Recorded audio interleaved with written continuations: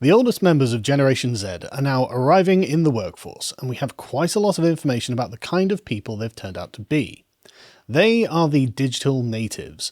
They do not recall a time before the internet and social media, and this has made them very different to the generations that came before. They are apparently excellent data collectors and analysts. They are conscious of the world around them. They are the most highly educated generation ever, with nearly 2/3 attending university. And as digital natives, they don't view a distinction between online and offline as having the same significance as older generations. They are also exceedingly pragmatic and thrifty, concerned with their own financial position and less dependent on family for support. As consumers, there seems to be a roughly 50-50 split within Gen Z of two kinds of consumers, which have been called Gen We and Gen Me.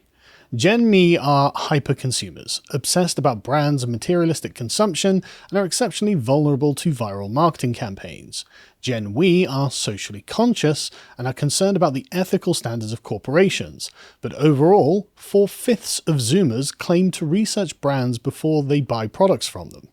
Overall, they are less susceptible to online influencers and celebrities, and most seem to prefer user reviews to endorsements. However, all of these skills have come with significant sacrifices.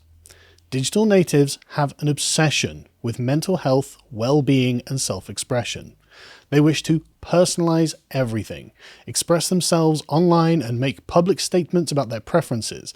For example, more than half of them buy hyper-personalized products that are specifically tailored to them as individuals. They are also much more concerned with their physical health than previous generations, while also having far less sex than them as well. Much of this is down to personal circumstance, still living with their parents or existing in an online world, and popular culture that is swamped with sex and pornography. But one can't help but notice how much closer they are drifting to becoming the perfect ones from John Calhoun's Mouse Utopia experiment. While they are highly connected to the world around them, they have become deeply impatient and have far less of a grip on their own emotional stability. They are obsessed with their own mental health, being described as the loneliest generation because of their constant use of the internet and social media. Because, while being connected to everything at all times, they have no real friends. Instead, they have fractured, nomadic friendship groups with weak bonds that are broken at a single block. Being the product of single-parent families, a lot of the time, they have nothing to fall back on that gives them security. It's no wonder they are concerned about their mental health in a way that my generation, Generation X, wasn't.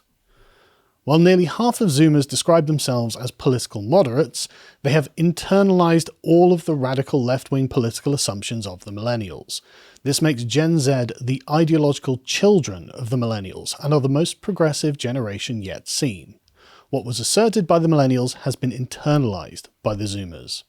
As Pew Research Center put it, when it comes to their views on key social and policy issues, they look very much like millennials. They are progressive and pro-government. Most see the country's growing racial and ethnic diversity as a good thing. 70% of Gen Z expect the government to solve their problems, rather than businesses and individuals. And this includes half of Gen Z Republicans, and of course, 2/3 of Zoomers vote left-wing. They also have the millennial opinions on race, and 2/3 of American Zoomers believe blacks are treated less fairly than other races, again 43% of which vote Republican.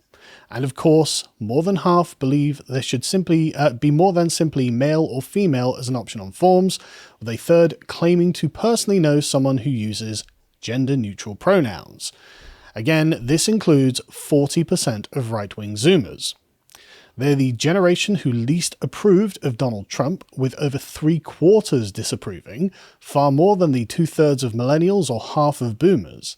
They're the product of the mindset that the personal is political. There is nothing outside of politics, and Generation Z reflects that. The Zoomers seem to have been completely flattened into a purely materialistic mindset. They don't have abstract metaphysical constructs to uphold. They have themselves and themselves alone. This, in their circumstance, is not unreasonable, but it implies a lack of ability to make sacrifices for others, and it has profound implications for what society under Generation Z will look like.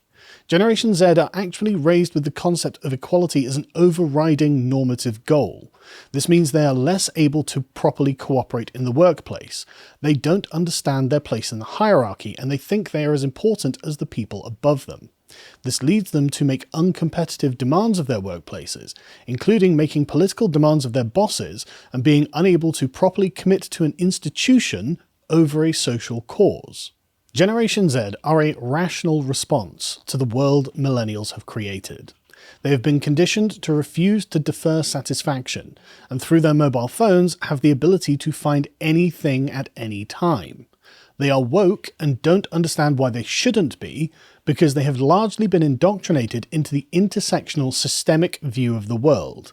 Everything is connected to everything else, so nothing can be distinguished from anything else. And it is a product of the millennial domination of the internet in its nascent stage, which created the world the digital natives have inherited. And so the question becomes, have the millennials created a better world? Are the people they have shaped more well adjusted? Did the internet help or hinder succeeding generations? Are their relationships better? Would they choose to be what they are if an alternative was available? Are the Zoomers happier than the generations that came before them? If the answer to these questions is no, as seems to be the case, the Zoomers can at least point decisively to the generation that failed them.